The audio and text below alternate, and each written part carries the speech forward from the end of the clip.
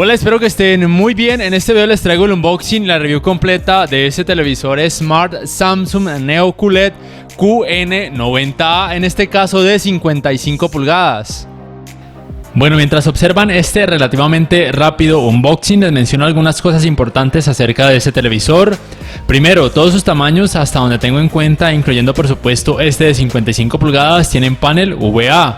Lo segundo es el precio. Aquí en Colombia este tamaño de 55 pulgadas cuesta aproximadamente 6.100.000 pesos colombianos, que al cambio a día de hoy vienen a ser más o menos unos 1.620 dólares. Tercero, la diferencia de precios entre este Neo QLED Q90A y el LG OLED S1 es de aproximadamente 370 dólares, siendo este Neo QLED el más costoso. El C1 de LG cuesta aquí en Colombia 1.250 dólares de 55 pulgadas y este Neo QLED, recuerden, 1.620 dólares aproximadamente. Cuarto, si me preguntan a mí cuál escoger, yo me iría sin duda alguna por todo, incluyendo por supuesto el precio más económico, por el LG OLED C1. En este mismo video más adelante van a ver por qué.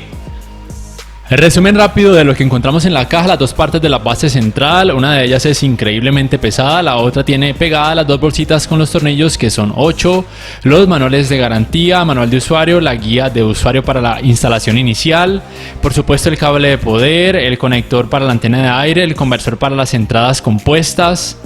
También encontramos el One Remote, que trae por supuesto en la parte de atrás el panel solar y también se puede cargar vía USB tipo C. Este panel solar también recibe luz que emiten los focos de energía en interiores, no solamente sirve con la luz solar, para que lo tengan en cuenta. Y en cuanto a las entradas, tenemos 4 puertos HDMI, uno de ellos, el número 4, es HDMI 2.1 para los 120 Hz en 4K. Tenemos la entrada óptica para conectar por ejemplo una barra de sonido, también la entrada para el cable de Ethernet, para el internet, también la entrada para la antena de aire. Un puerto para introducir el conversor de las entradas compuestas para conectar por ejemplo una consola de videojuegos muy antigua, 2 puertos USB 2.0. Lo bueno es que todas las entradas están apuntando hacia la parte lateral, lo cual es muy cómodo para quienes quieran instalarlo en una base de pared. La instalación de la base central es muy fácil, simplemente unimos estas dos partes, luego colocan los 4 tornillos y los apretan muy bien como les muestro. Ya luego entonces de haber unido estas dos partes de la base central, esta base la colocan de esta manera en la parte posterior del televisor y luego proceden a colocar los 4 tornillos restantes y a apretarlos muy bien como les estoy mostrando.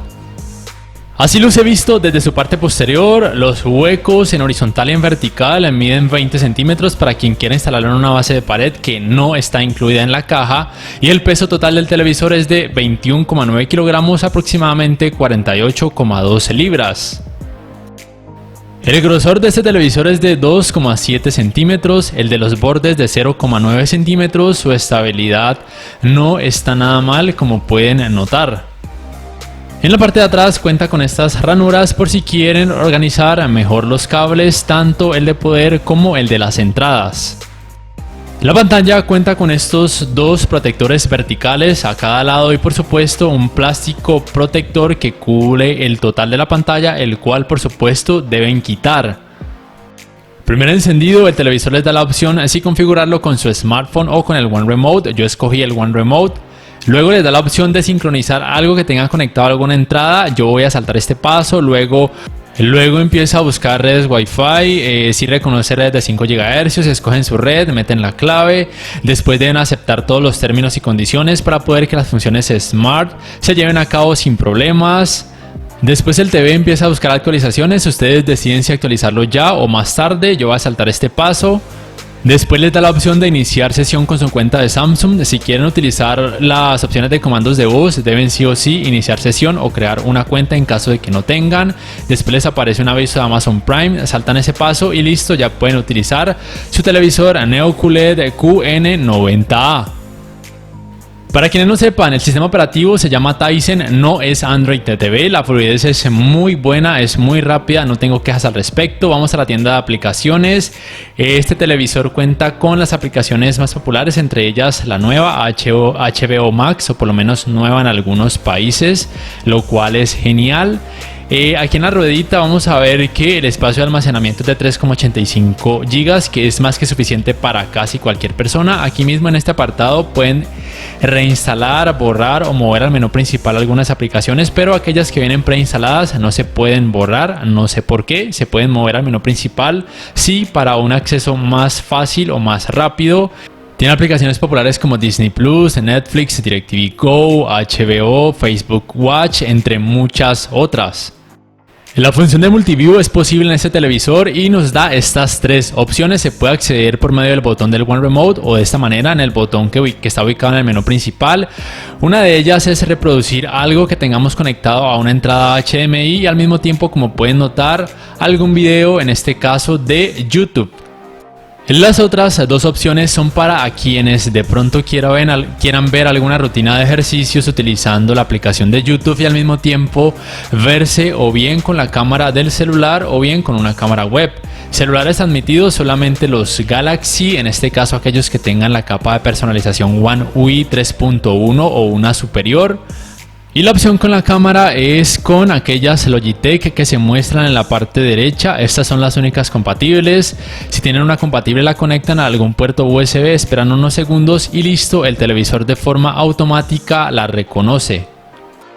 En cuanto al navegador de internet, funciona muy bien. Recuerden que si quieren utilizar la búsqueda por medio de comandos de voz, deben iniciar sesión con su cuenta de Samsung y además acceder a algún motor de búsqueda, por ejemplo Google. La navegación es fácil, es fluida, no se compara a lo que pueden obtener con los controles Magic de los LG, pero no está nada mal.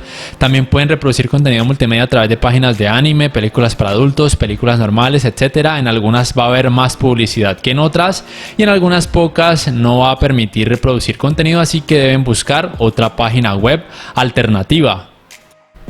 Vamos ahora sí con la review en cuanto a calidad gráfica, empezando por el tema de la uniformidad de los colores negros, los problemas impresionantes de clouding y de blooming que este televisor tiene. Aquí, como se dice vulgarmente, he puesto a parir a este Neo QLED QN90A y ustedes dirán: Andy, imposible, este no puede ser el televisor prometido con Full Array y Mini LED que se decía iba a alcanzar una tonalidad de colores negros muy cercana a los OLED. Pues sí, este es el Neo QLED QN90A, no lo he cambiado. A ver, ¿qué pasa? Este televisor tiene una relación de contraste nativa de 3510 a 1 y con el local dimming de 26534 a 1 con aproximadamente 576 zonas de atenuación local.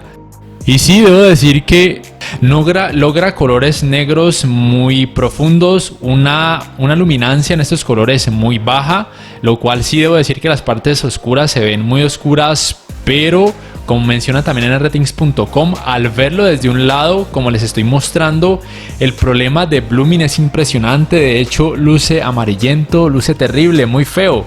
De frente, estos problemas no se notan tanto, eso sí tengo que decirlo, pero sí se notan también. Simplemente que al verlo desde un ángulo más pronunciado, tanto con el local dimming en bajo como en alto, se va a notar. Se va a notar muchísimo más en bajo. De frente, como digo, como pueden notar, no es tan notorio la mayoría del tiempo, pero al verlo desde un ángulo, ni siquiera desde un ángulo pronunciado, a veces desde un leve ángulo de visión, se empieza a notar ese feo efecto de blooming amarillento, que es mucho más notorio con el clouding cuando el local dimming está en bajo, pero en alto también es muy notorio, tanto en contenido con HDR o alto rango dinámico como con SDR o rango dinámico estándar. Y es que la cosa no termina aquí, lo más chistoso es que con las luces encendidas también se nota, como pueden percibir. ¿Por qué? No sé. Tengo la última actualización de software, ya la hice. Ustedes dirán: no, Samsung arreglará esto con actualizaciones de software. La verdad es que yo lo dudo. ¿Qué no pudieron arreglar desde el principio que puedan arreglar con software? La verdad es que lo dudo muchísimo. Quizá entonces la tecnología mini LED, Full Array con mini LEDs, aún le falta mucho por progresar o por ser mejorada. Entonces tengan esto muy en cuenta. Esta sería la razón principal por la cual yo no compraría este Neo QLED QN90A. La segunda sería que su precio es muy costoso. Bueno, y lo más sorprendente es que con videojuegos pasa también. Este es el Destiny 2, un videojuego en 4K con función de HDR o alto rango dinámico. Como pueden notar, ese efecto de blooming es muy pero muy notorio y sigue el blooming amarillento. Con el local dimming en bajo se va a notar también clouding, entonces la verdad, para aquellos amantes al tema de los colores negros y que esperaban muchísimo de este QN90A, lamento decepcionarlos. Yo también me llevé una gran decepción. Yo creo que soy el primero o de los pocos que ha criticado tanto este tema de los colores negros en este Neo QLED.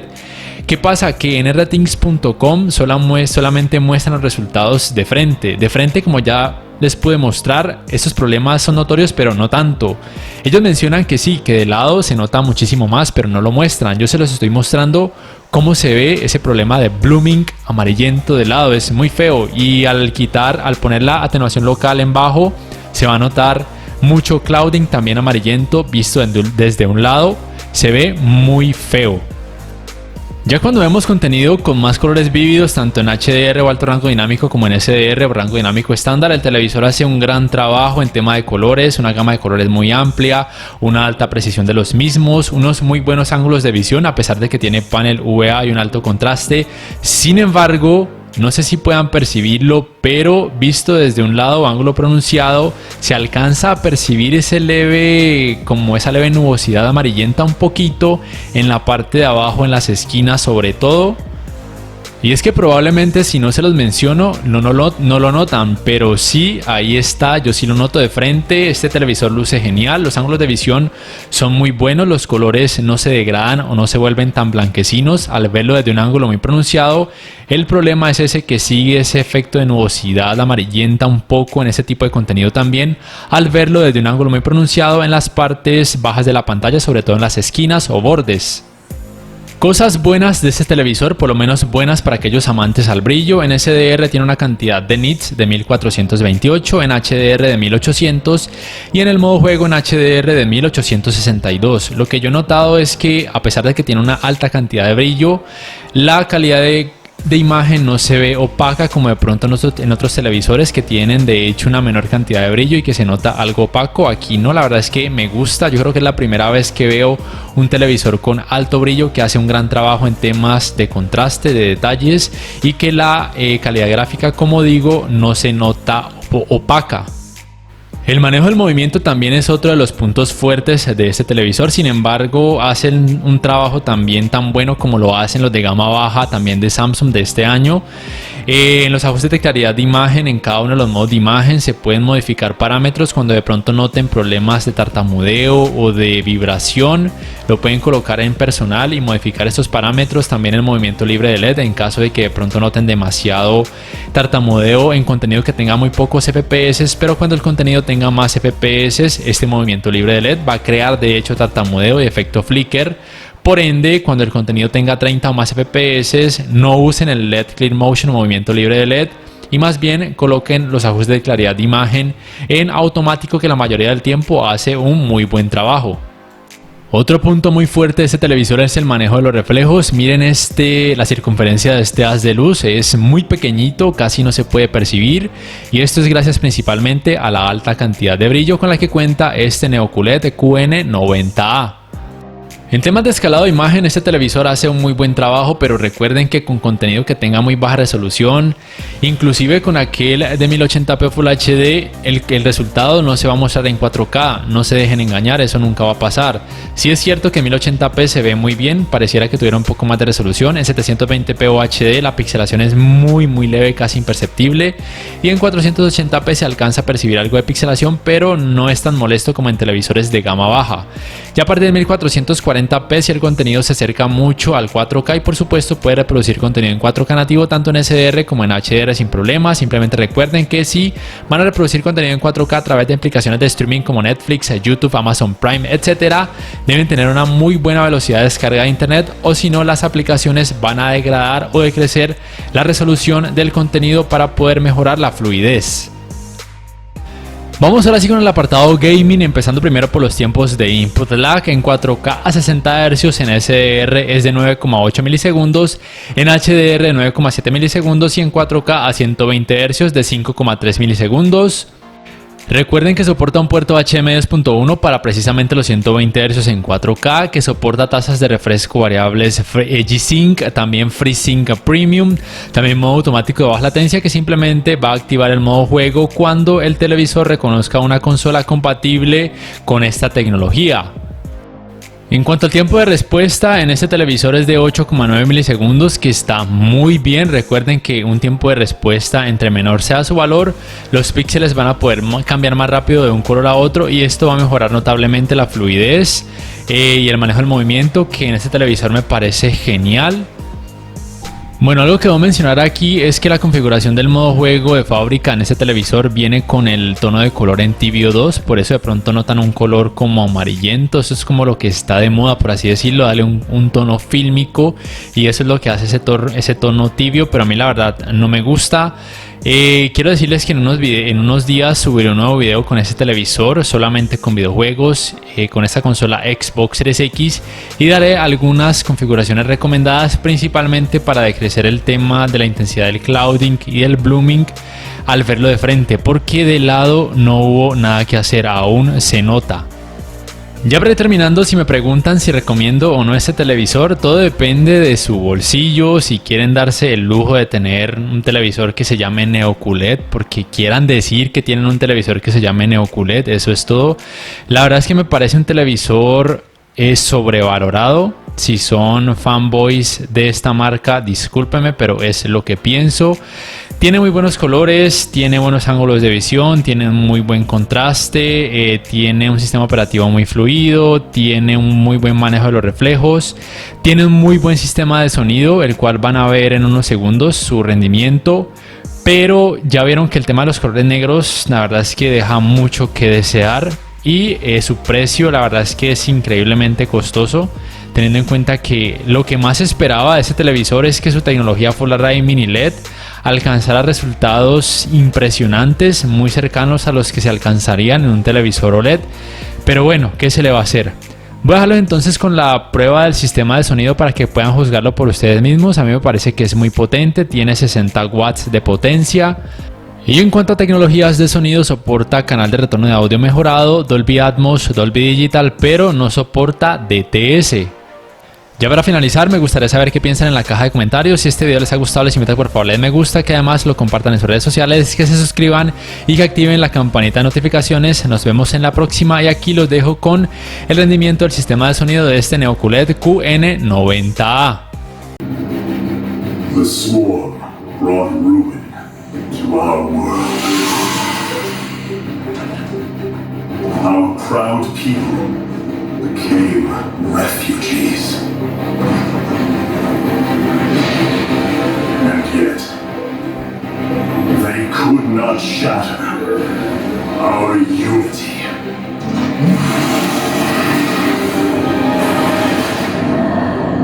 For we are bound by the Kama, the sacred union of our every thought and emotion.